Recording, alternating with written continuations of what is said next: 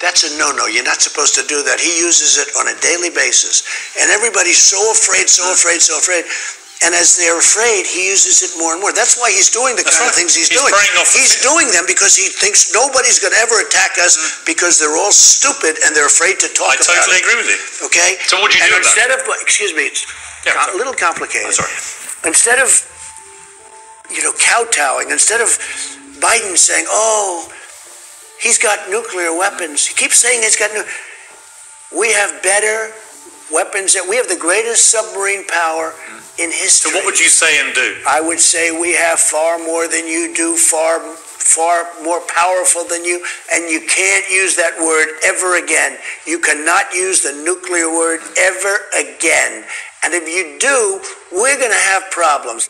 My reading of what you've been saying is that when you were talking to Putin, when you were president, and he was talking about potentially invading Ukraine, that you threatened him with your nuclear capability. I threatened him like he has never been threatened before. Did you threaten to use nuclear weapons? I don't want to say that.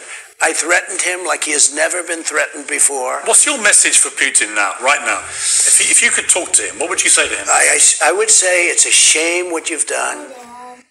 You're killing, I think potentially, look, if these people aren't smart, and they're not, our leaders are not smart. If they're not smart, you can end up in a nuclear war. This is just the beginning. This is the beginning, and I've been the best predictor of things ever. Now, it doesn't have to happen. It shouldn't happen. But if our people aren't smart, you can end up in a nuclear war. So what's your message to him? I think they're dealing with... If he's watching this interview, and he will be, look, what would you say to him? I think they're dealing with him incorrectly. I think what they're saying...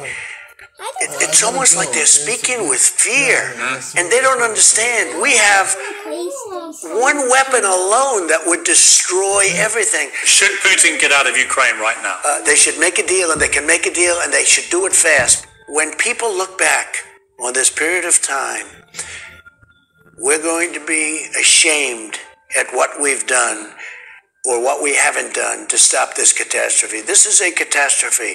This is, in a way, already a world war. Has Russia made itself, with this invasion, has it made itself an enemy of the United States? Well, I think two things have happened. Number one, they've proven to be less powerful than we thought. That's a good thing from our standpoint. But at the same time, they have a second degree of weapon that is very powerful, and nobody can be allowed to use it, talk about it, or threaten with it. We have more powerful than them, and there would be no Russia. There would be no Russia, but we don't want to talk about that.